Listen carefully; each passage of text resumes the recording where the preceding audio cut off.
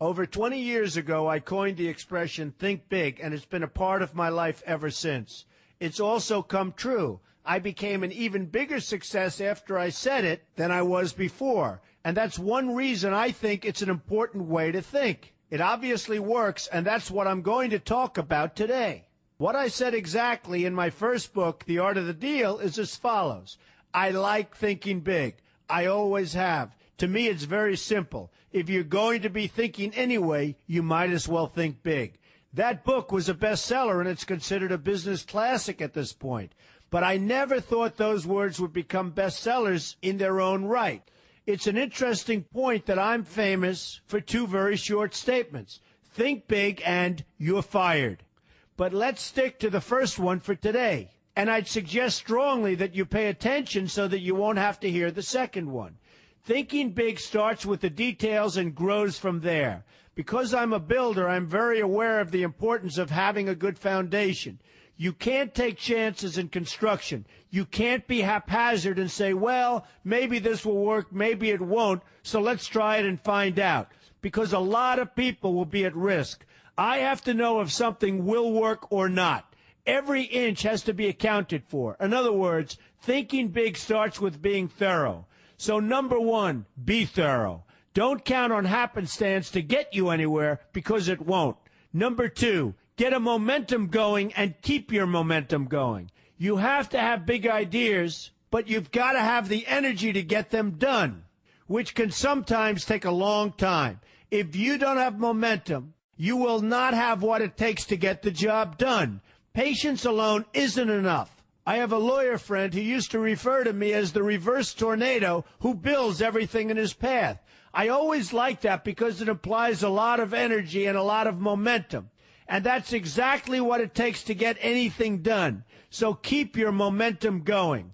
Number three, stay focused. You have to stay focused. The minute you lose focus, you will also be losing your momentum. They go together, and you will accomplish a lot more, even amazing things, if you make sure you keep these two things working together for you. I've seen very talented people literally go down the drain because they couldn't seem to keep their focus long enough to get anything done. In this day of multitasking, that can be a real challenge, but it's absolutely necessary.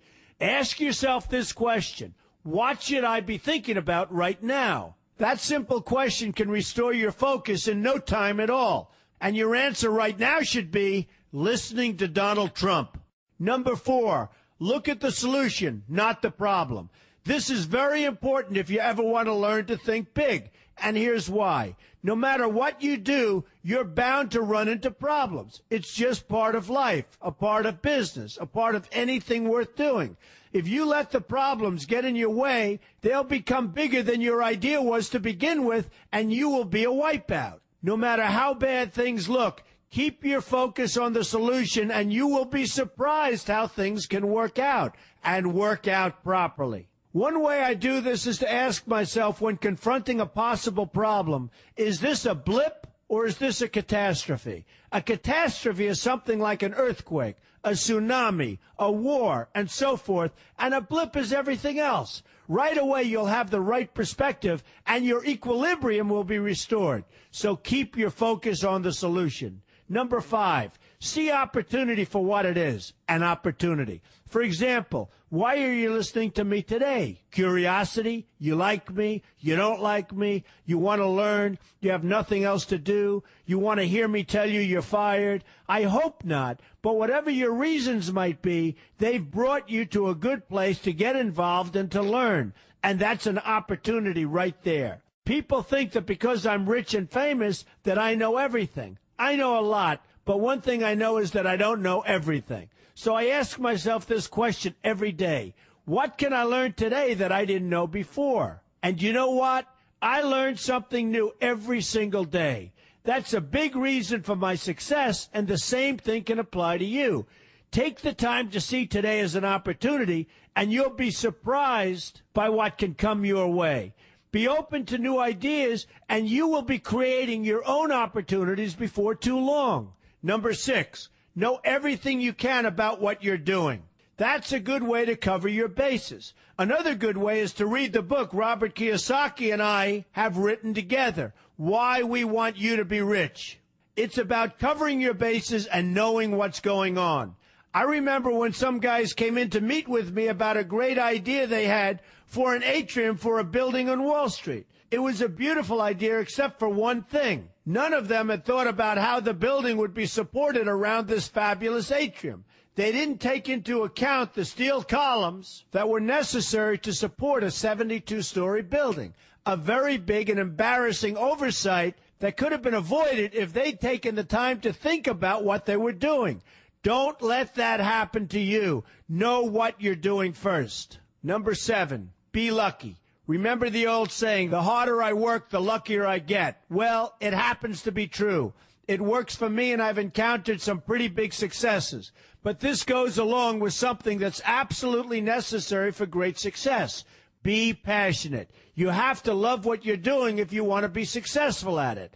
My father told me that it's absolutely true. I might work 7 days a week, but it doesn't seem like work to me because I love what I'm doing. If you don't like what you're doing, find something else to do, or do it part-time until you can find something full-time. You will never be successful, happy, or healthy unless you're doing what you love to do. That's just the way it is. So give it some thought. In fact, give it a lot of thought. For example, if you're feeling frustrated, there are 2 ways to look at the situation. Frustration can mean that maybe you're expecting too much, or it can be an indication that you know you should be or could be doing more. Use frustration as a motivator. Use it to get where you want to go instead of staying where you don't want to be. But above all, be passionate. That's the fast track to success, no matter what your interests are. Number 8, see yourself as victorious. That can zap negativity immediately and put a positive spin on problems. I've gotten to the point where I see problems as challenges that I'll enjoy meeting and dealing with.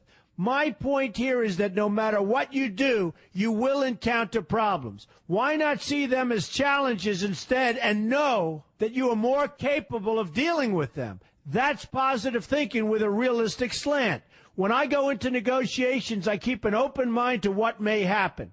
But I can tell you that there's already a done deal attitude on my part.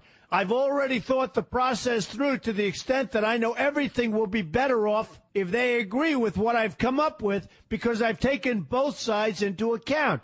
I enter the situation with a victorious attitude, and I've had enough victories to know that this attitude works. Use it. Number 9, be smart. Know that you have something unique to offer because you do use the tools that are provided for you and remain open to new ideas. That's being smart. That's also where innovation comes from.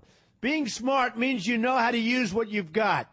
That doesn't mean there's nothing left to learn, but it means that you will have the ability to learn and move forward with success. And success is very important. Success is what you want. Just be successful. Believe me, you'll be happier. I know people who have had very few real advantages in life, and yet they've managed to become giant successes. They figured out how to use what they had, not to dwell on what they didn't have. I'm convinced that everyone has something useful to offer, and if you apply yourself diligently, you'll find that you have what it takes to succeed, and you're going to be a lot happier for it. Number 10, above all, never give up. Never, never, never give up. The only time you will be a failure is if you quit trying. Only losers quit. The biggest losers in the world are quitters. Winners keep on going. So whatever you do, never give up. My father always used to harp, never give up, son, never give up. Don't ever quit. I never want to see you give up or quit. Well, my father was a smart guy, and I listened to him. And remember, think big. A good way to start is to read our new book, Why We Want You to Be Rich. 2 men, 1 message. There's a lot of great advice in there for you, and I expect you to pay attention. You're going to do fantastically well. You're going to be a winner, and I'm going to see you in the winner's circle.